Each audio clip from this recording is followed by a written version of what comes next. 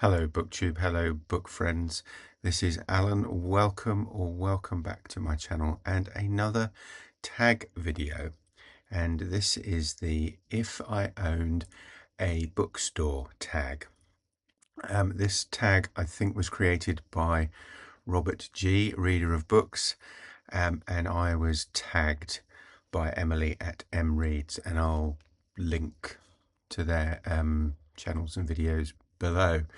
But this is kind of almost like a dream tag for me, I think. I once, when I was very young, worked in a secondhand bookstore, and I've always kind of dreamed of being able to kind of go back and do that, and haven't yet managed to achieve that. But you know, there's still time, I guess. But this basically is a tag. Let's read the introduction. It's time to indulge in a bit of fantasy, to imagine owning your own bookstore.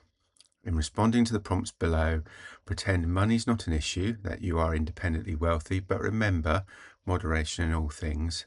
Aesthetic considerations are your only criteria. So this is essentially what your bookshop would look like, what you would do in that bookshop, the sort of books that you would sell. So prompt number, there are 10 prompts, including a tag other people prompt. So prompt number 1, what are the hours of operation? I think pretty much kind of traditional hours. Depends on where it is. And I know that's another kind of question later in one of the other prompts, but I think probably broadly matching the kind of shops and businesses nearby. So I'm thinking kind of either 9 till 5 or 8 till 8 or something like that, something fairly regular, but with some late night opening occasionally. So maybe once a week, a late night opening, maybe a late nights for special events, for author talks, book signings, that sort of thing. And then I think 6 days a week. So probably closed on a Sunday. I know that's kind of a bit of heresy these days, but I really don't see why we need to have shops open 7 days a week. It's always bugged me. It's nice to be able to go when it's convenient and so on, but ultimately, do we need that? So prompt number 2, is there ambient music? What kind? I don't see. I don't know. I envisage this as potentially not being a very big bookshop. I mean, all the bookshops that I have really always loved are actually quite small affairs. And the one I'm really thinking of, I've got in my head as kind of a model, always used to be run, I think, by one guy. He lived above the shop for many years, quite literally. And the music he would be playing, would he just have Radio 3 on in the background? So I kind of think that if it were a bigger store, I hate like elevator music. It really bugs me. But also, I think there is some, and it's probably some kind of classical music. So it's not going to be like heavy metal, thrash metal soundtrack in the background or anything like that. So yeah, it's a difficult one. Moving on. Prompt number 3. Is there a coffee bar? Do you serve alcohol? I've never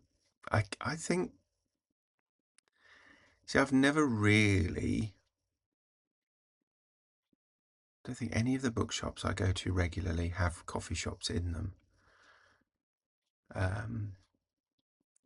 There was one I used to go to, don't go anymore because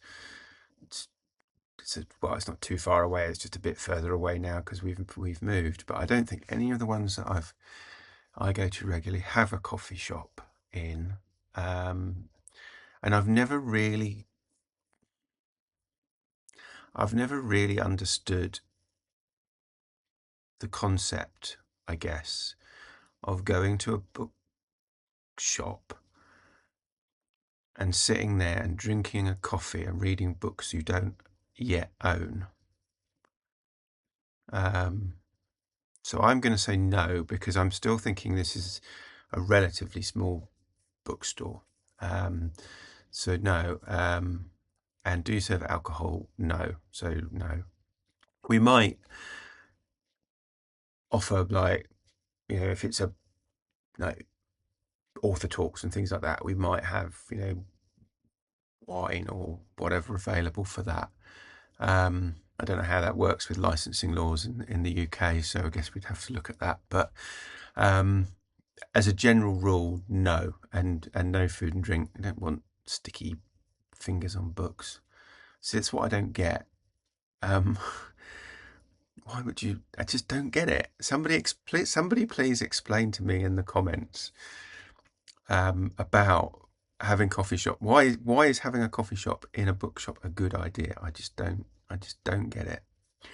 4, are patrons encouraged to linger? Are there comfortable chairs?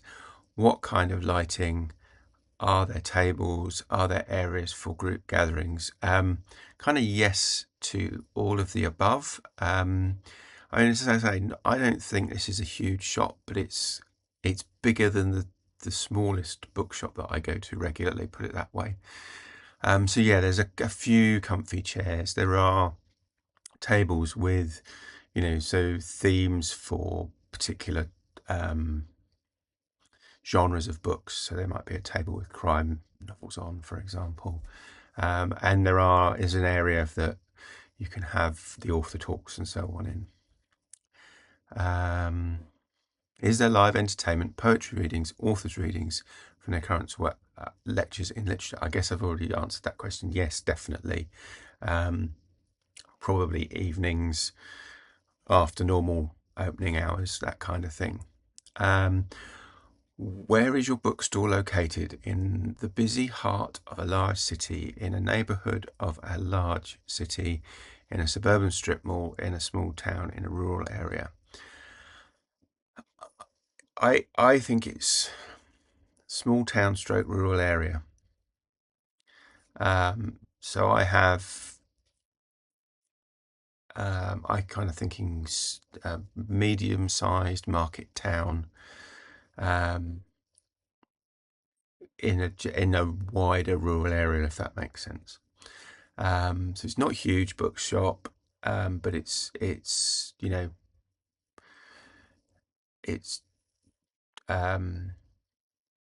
of a reasonable size, but not huge. So it's not like a huge, great big superstore. It's not a massive like Waterstones that's on 3 or 4 stories. It's a relatively small shop, but it's, I guess, when I talk about the sort of books it's gonna sell, that will probably give it away the size to a degree. How does your bookstore look from the outside? Sleek and modern, dark and brooding. Definitely not sleek and modern, but I wouldn't say dark and brooding either. So I think kind of cozy and welcoming from the outside. An older building, and so not a kind of so it's got, if it's built from stone and what have you, it's not kind of all plastic and new PVC. It's it's an older building, but it looks kind of cozy, welcoming and inviting from the outside. Number 8, what's your speciality? Used books, new and used, only fiction, only non-fiction, fiction and non-fiction. Does your bookstore specialize in a particular genre?